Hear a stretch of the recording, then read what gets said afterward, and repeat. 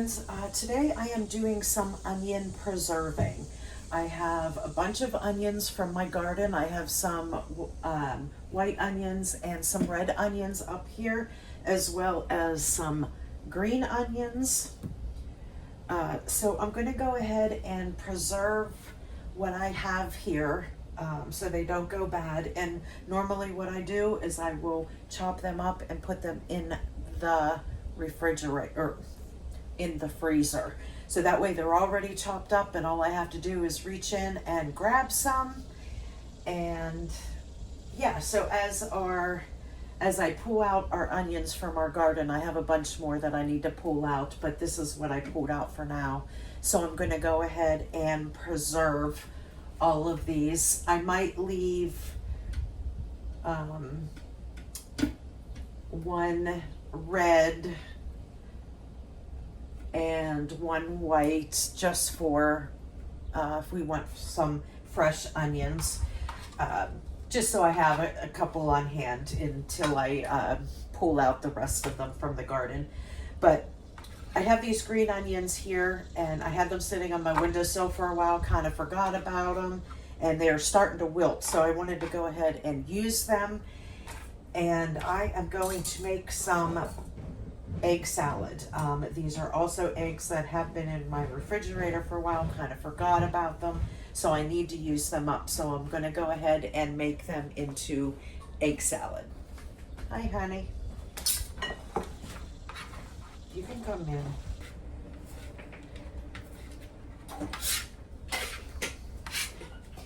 Making some egg salad. I see this.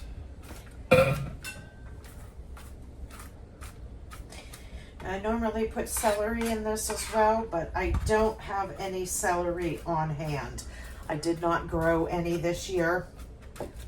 So I don't have any celery on hand. So I'm just gonna go ahead and use onions and herbs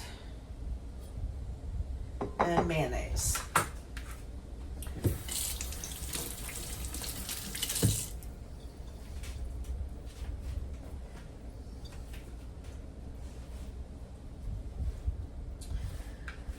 Okay, so I have my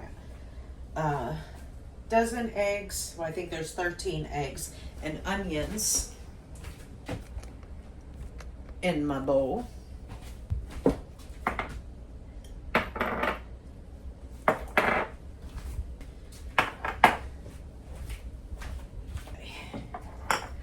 So I'm going to go ahead and salt,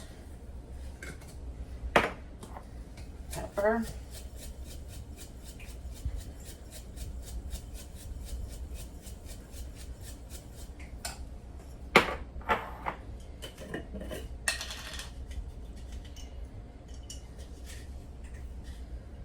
garlic powder.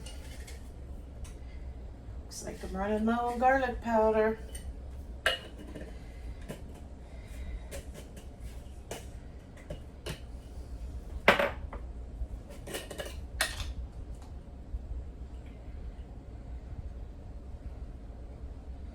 And my little spoon broke.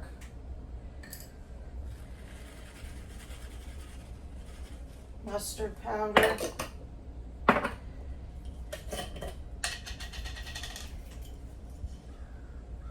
Onion powder.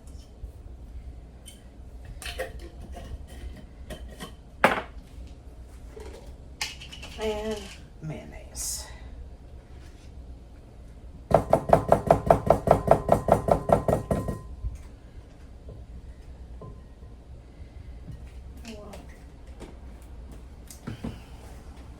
I thought I had some chipotle mayonnaise in there, but apparently I do not. I was going to add a little bit of that to it. But okay, so we have our egg salad. And then I'm just going to go ahead and use a potato masher and get them all mashed up.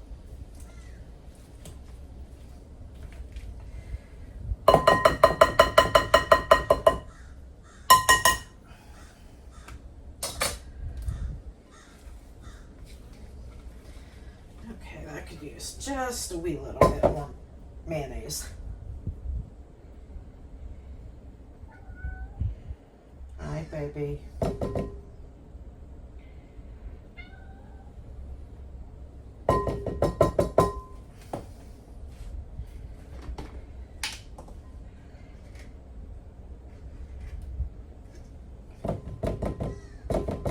That's probably good.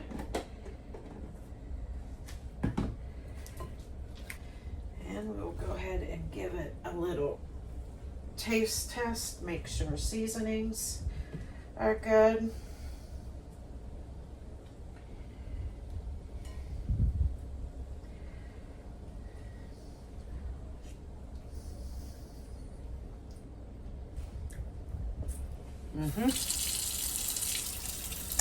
Oh, good.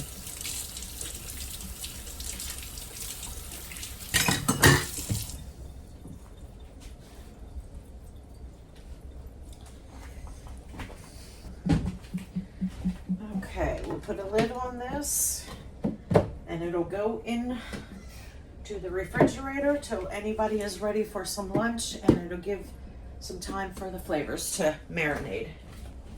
Okay, so I'm gonna put what's in here and the date so I know that it's from this year's garden. And so we'll do, what is today's date? August 7th. So 8/25 onions. 8/25 red onions.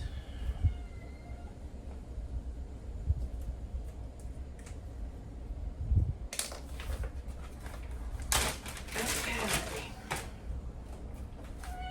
Hi, baby.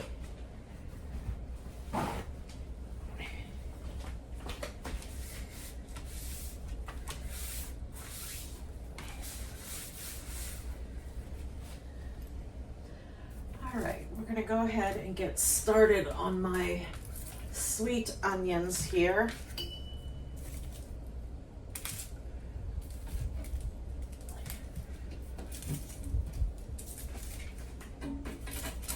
You know what, I'll leave one small one in there, and then I'll cut the rest of these up. And then when I harvest the rest of them, I'll just go ahead and add them to this bag. Now, I know that I need 3 full bags of onions in order for them to last me until next summer. So this is the first round of my onions that I harvested, so we'll see how much I get. I do know I planted more than I normally plant, and they all germinated, which is beautiful. That normally does not happen. So I should easily have my 1 year's worth of onions.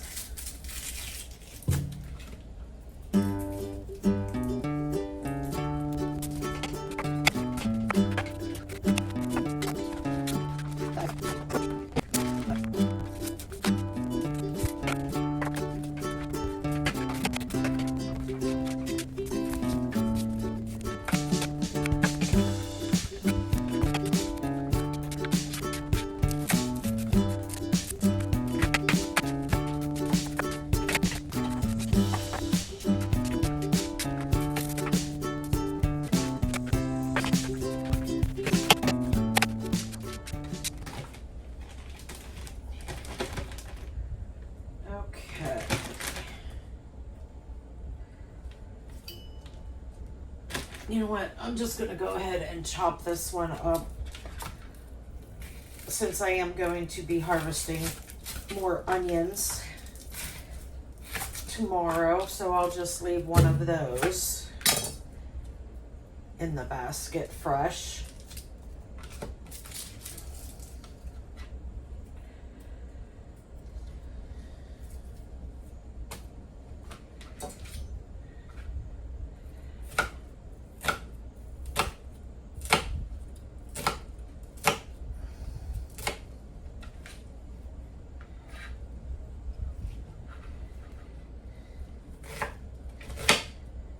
I said earlier that I needed 3 of each of these gallon bags of onions, and that includes, there'll be 3 red onions, 3 diced white onions, but then also 3 sliced onions, like in half moons to use for fajitas and things like that. And then I will also do 3 rings of onions, so I can use the whole rings. They could be used for burgers and onion rings. Those are really the only thing that I would use like whole rings for. But I do make burgers quite often, and I don't make onion rings that often, which is why 3 bags, that would be 3 dinners worth throughout the year.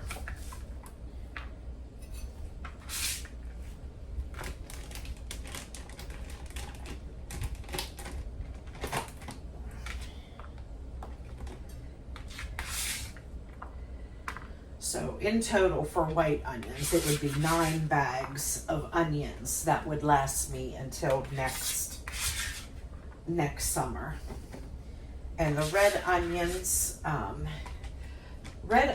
I like to mostly use fresh because I eat them in like Greek salads and guacamole and stuff like that. But you can still use the frozen red onions for guacamole.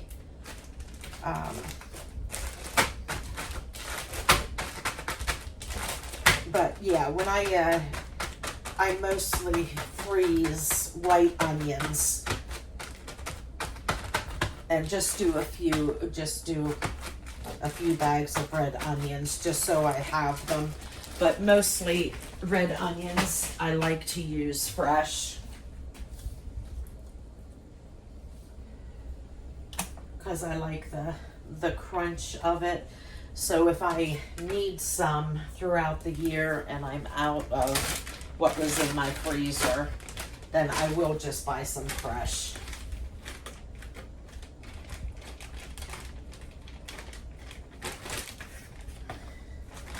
But for the most part, I really don't need to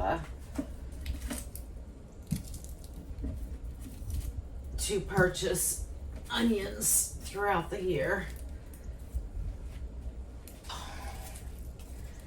Okay.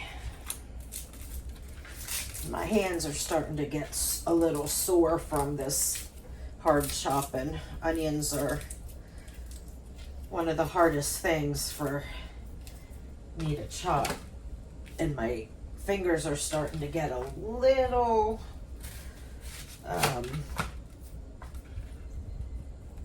I don't know what the word is, stiff, lethargic.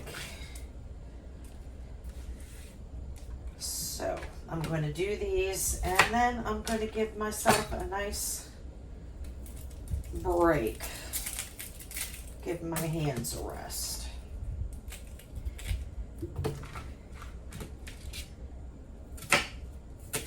And red onions, I will just do a bag of diced and a bag of sliced onions. Whew, these are strong. I didn't realize I was going to be cutting onions today, or I would have put my contacts in, because they save the eyes from burning.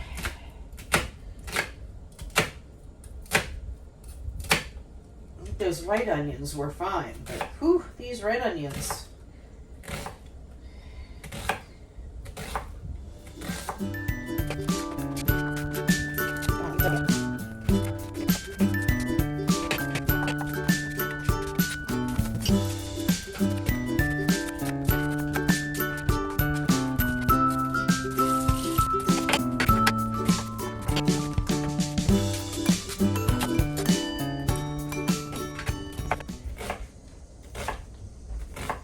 Hi, honey.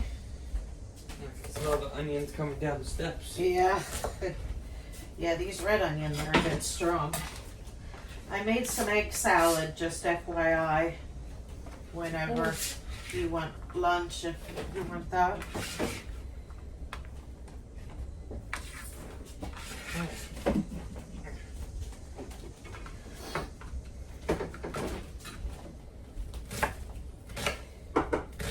You see this? I'm chopping onions. But my hands are definitely ready for a break.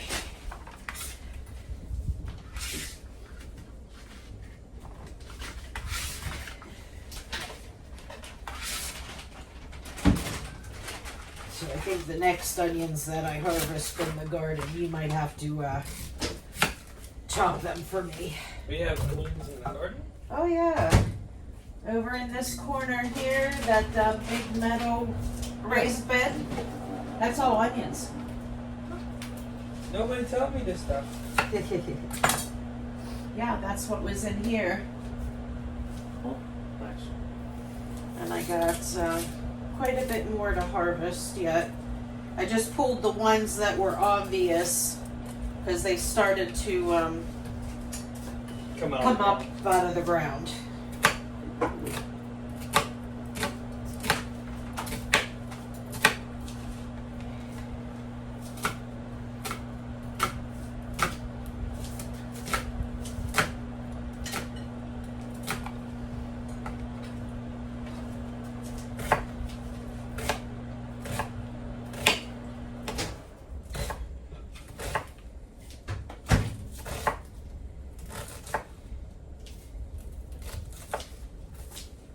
You have a chicken patty and egg salad?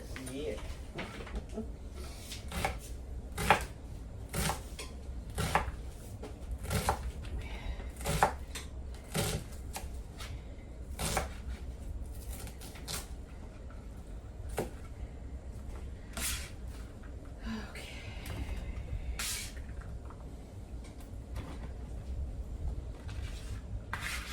I need you, whenever you're done, before you go back upstairs, run a few things down to the freezer for me.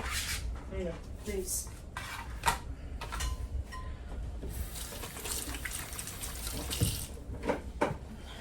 Holy moly. That's some egg salad. Protein. There is no celery in there. I don't have any celery, so Right. just onions and spices.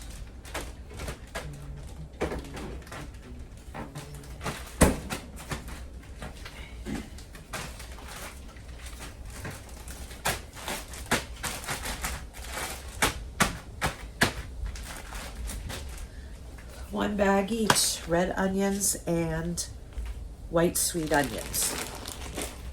Okay, and here is my peppers after them dehydrating.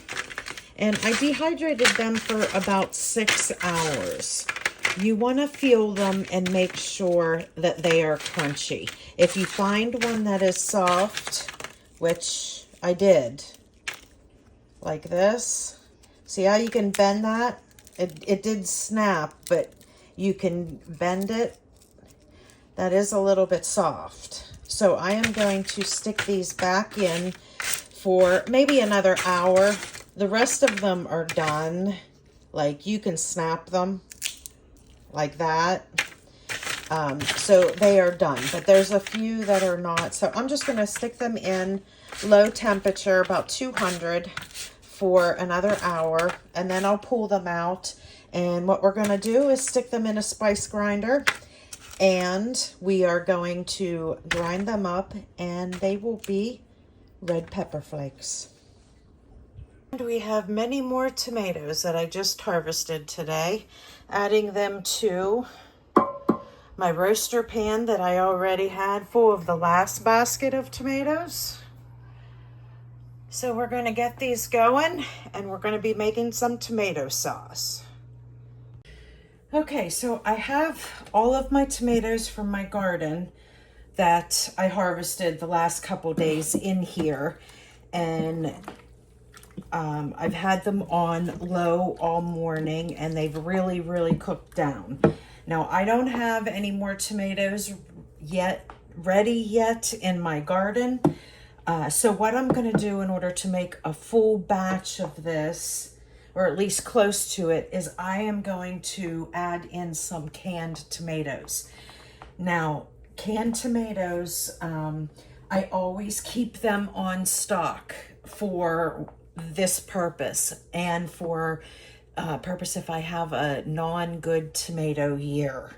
I always have a minimum of a case. I usually have a case in the pantry and then a case in the long-term pantry. At least a case in the long-term. I might even have more than that. I don't even know how much I have down there. But what I did is I took everything out that I had up here in my everyday pantry, and I'm going to put that in there. And then this weekend, I'm going to have my sons bring up what I have downstairs, so I can see what I have. And then that is how I rotate through them. Every year when it starts to get to the point where the tomatoes are starting to die down, then I will use the canned tomatoes to rotate through them to get a full batch of tomato sauce. So I have over here a couple giant cans of whole peeled tomatoes. So I am just going to go ahead and dump those in. There's another can of whole peeled tomatoes. I'm going to dump those in. And then I have a big can of petite diced tomatoes, Italian style. I'm going to dump those in. And then I have 4 of the regular cans of fire roasted diced tomatoes. I'm going to go ahead and add these in as well.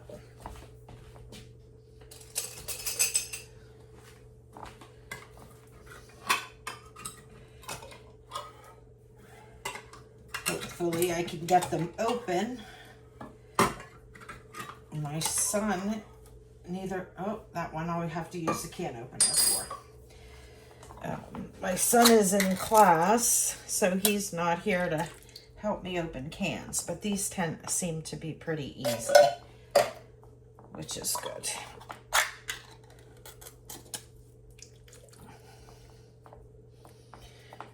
If you've never tried these fire roasted diced tomatoes, they are delicious.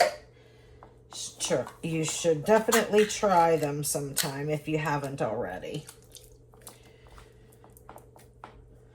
Okay, I'm going to go and get this one open to add that one in as well. I have no idea. I looked up and my camera was black, so I don't know where it stopped filming. I added in rosemary, gray sea salt, a seasoning packet that I had from something. I added some more pink Himalayan salt, probably totaled about 1/8 of a cup. Added about 1/8 of a cup of fresh ground black pepper. And I added about 1/4 of a cup of garlic powder and 1/4 of a cup of onion powder. Excuse me. I have some chives from last year. I am going to go ahead and add about half of these. I don't want to add them all in, because I like to make a chive butter. So I'm going to leave a little bit in there. And I'm going to add a little bit of paprika. Maybe about a tablespoon. Whoops. And then I have my Italian seasoning blend here. And I'm going to add about 1/4 of a cup. Oh, there's a long stem in there. Don't want that in our sauce. About 1/4 of a cup of Italian seasoning blend. And I need my fresh ginger.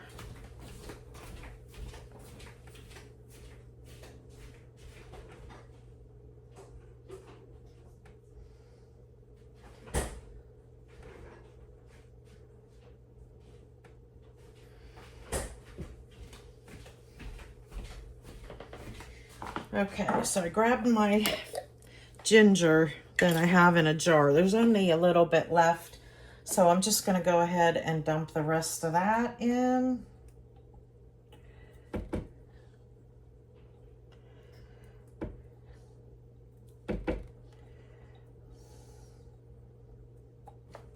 Oh, splatter.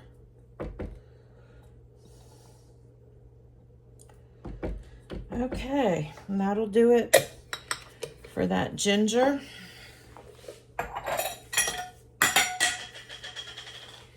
Chopping everything with these hands. Okay, so I'm going to give this a good stir. And now the only thing else that I am going to add to this is I'm going to food process some zucchini. I have about 5 zucchini sitting over on my counter. I'm probably going to process 3 of them. And I will put them in here. Now you don't have to worry about all these chunks. Most of them will cook down, and then the rest of it will be emulsified with my immersion blender. I will stick the stick blender in to smooth out the sauce. Okay. So, and that is it. Now, when I make a full roaster like this, I usually get about 10 quarts of pasta sauce. So that is what I aim for every time I make a round of pasta sauce. I like to fill up the roaster, and that way I know that I get about 10 quarts of sauce. So, okay, I am going to put the lid on this. I have this right now at 250. I'm going to put the lid on this. I'm going to clean everything up, and then I'm going to grind up the zucchini and get that in there, and then I'm just going to let this go for the next 24 to 48 hours. Once it gets to the consistency that we like our sauce. Oh, and I found this almost empty jar of salsa. I am just going to go ahead and dump that in there as well to get it out of my refrigerator. Okay, we all tasted the sauce that I have cooking in the roaster, and we noticed that it needed a little bit of sweetness because at the end it's a little acidic, but all the seasonings are good, the thickness is good, but we need some sweetness. So instead of adding sugar, what I do is add in some carrots, and I am just cooking these up to make sure that they're soft, and they are going to be blended in with the sauce. So they will add that nice extra sweetness that you need. Okay, here are my carrots that are nice and soft. I'm going to go ahead and immersion blend them in this bowl prior to dumping them in the sauce, just so whenever I do the sauce, I don't miss big hunks of carrots in there.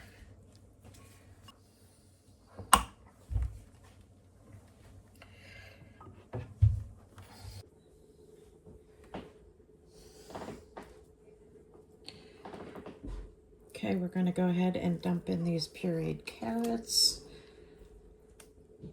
And then we are going to use the stick blender and get any other big pieces of tomatoes or anything else that's in there that needs to be pureed to make it a nice, smooth sauce.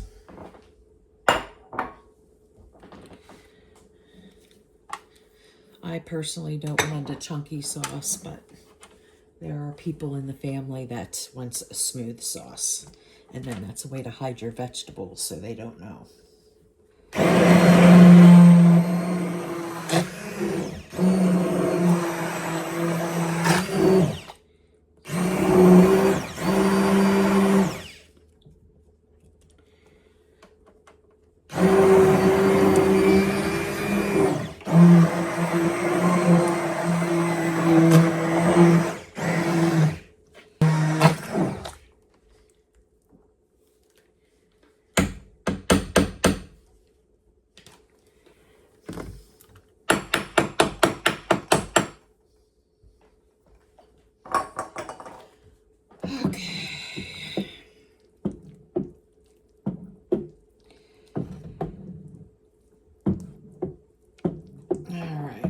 gonna give this a final taste before we go ahead and can it.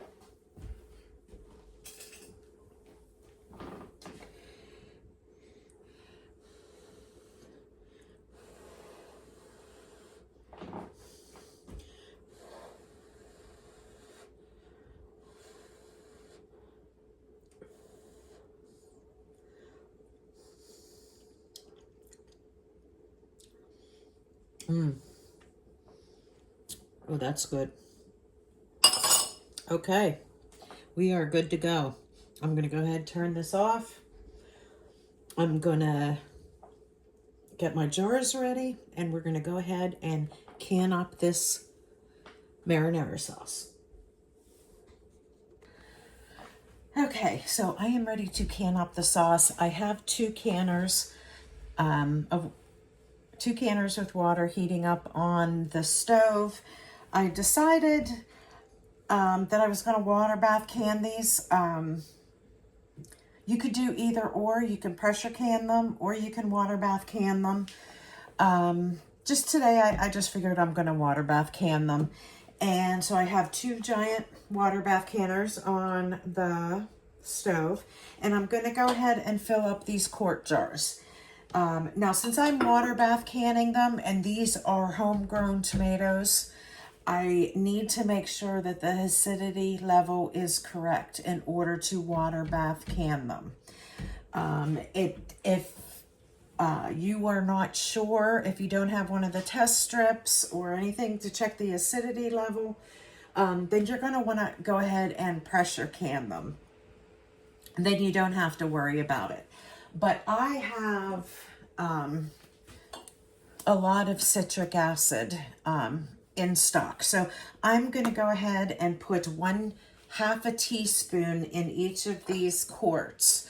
And that'll make sure that the acidity level is correct for water bath canning. Okay. And really there's no one better way, or if you want to be safe about it, I would go ahead and pressure can it. But tomatoes are okay to water bath can as long as the acidity level is correct. So I'm going to go ahead and put in some citric acid, 1/2 a teaspoon in each of the jars. And then I'm also going to put some canning salt. Do I have my canning salt out? No, I'm gonna have to get my canning salt as well. But I will put a teaspoon of canning salt in each of the jars as well. Or maybe 1/2 a teaspoon, just because it tastes pretty good. So I'm just gonna start with 1 canner's worth, which is 7 quarts fit in my canner. So I'm going to go ahead and just do 7 at this time.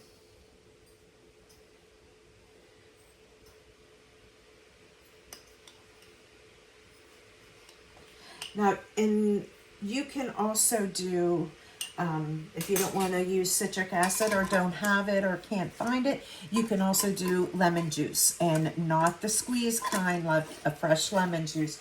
You need to use the bottled lemon juice. The bottled lemon juice has 5%, I think, acidity on it. So you need to use the bottled. That way it's regulated on what goes in. Bottled lemon juice is fine. You would put a tablespoon of lemon juice per quart if you don't have citric acid. You can also use vinegar, and you want to make sure that your vinegar level is a 5% vinegar level. So it's safe for canning purposes. Okay, so I'm going to go ahead and fill up these first 7 jars, get them in the canner, and go from there. Where is my funnel? I need a funnel. Okay. Let's get you angled down here.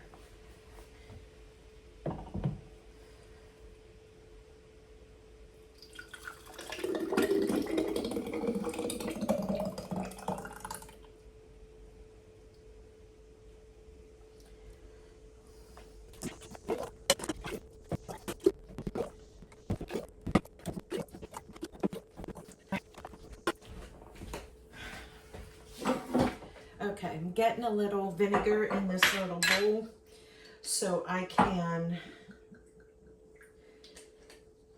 clean off the rims. This one has a bit too much. I need to.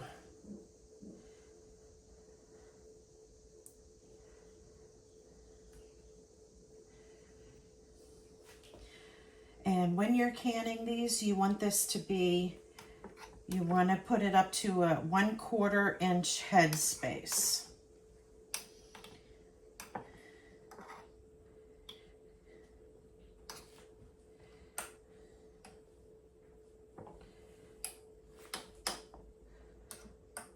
Okay, let's see, this is a little.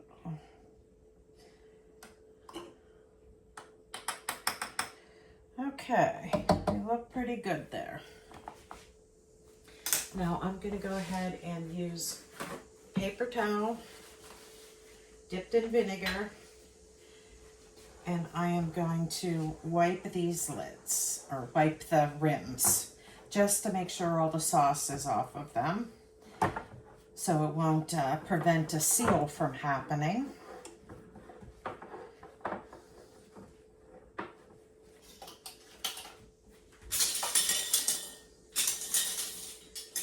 Now I got a bunch of lids and a bunch of rings here, and I'm going to go ahead and put them on.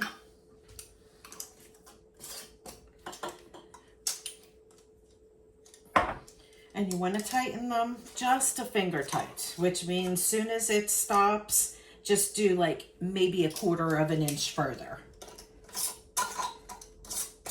See how it stopped, and then just about 1/4 inch further. You don't want them super tight, because if you have them super tight, the lids could buckle and then they won't seal.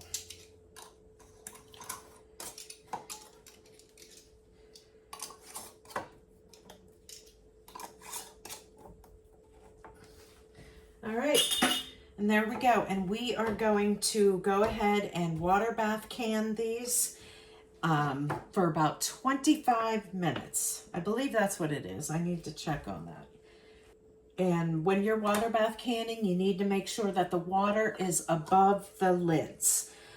Some people say 2 inches, some people say 1 inch.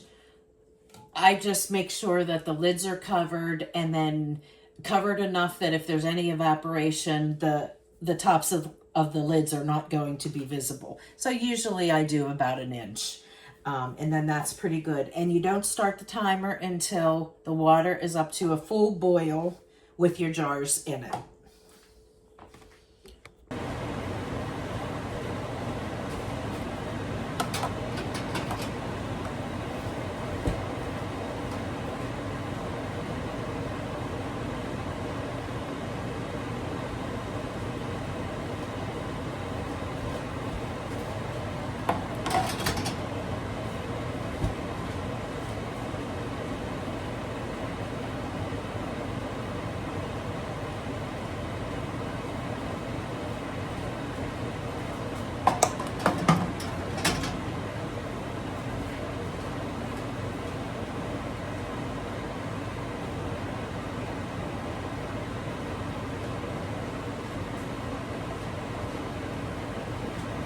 Oh. Okay, we have our 7 jars in here, and you can see that the water is not covering the lids. It's like right at the shoulder of the jars. So I'm going to need to add more water until the tops of the jars are covered.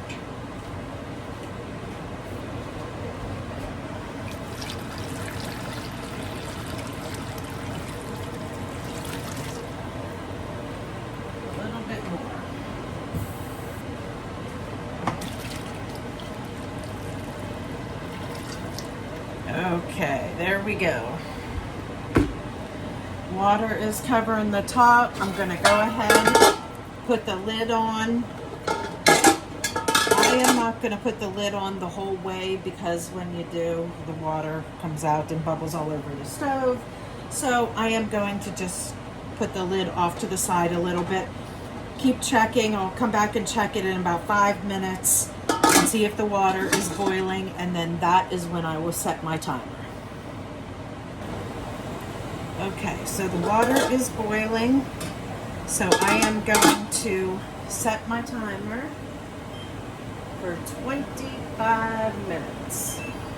And once the timer goes off, then I will turn off the burner. I'll let them sit for 3 to 5 minutes, and then I'll take them out and put them on my counter and let them alone until tomorrow. Okay, so I wanted to come on here. So once everything started to boil and I have everything in my canners, both canners are going, the water is boiling. I just wanted to come on and say I did go online and double check because I wasn't quite sure of the time and I was incorrect on the time. So I'm glad I went and looked. In order to can tomatoes, pints, you need to can them for 40 minutes and quarts 45 minutes. Now I mostly have quarts, but I have 1 pint and 1/2 pint. Because those are smaller jars, normally you would do a smaller processing time, but since they are in the same canner with the quarts, you need to can them for the quart period of time. So I went ahead and set my timer for 45 minutes. And once this goes off, then I'll turn them off the burner, let them sit for about 5 minutes, then I'll pull them out and set them on the counter. So I'll see you back here in 45 minutes. Okay, here is the pasta sauce that I have made. They all did good except for this one did not seal, and I reprocessed it a second time with a new lid and it still did not seal. So I'm thinking it might be the jar that's an issue. So I'm going to go ahead and put this one in the refrigerator. I just need to use this up within the next week, and the rest I'm going to wash the jars off, label them, and get them on the shelf.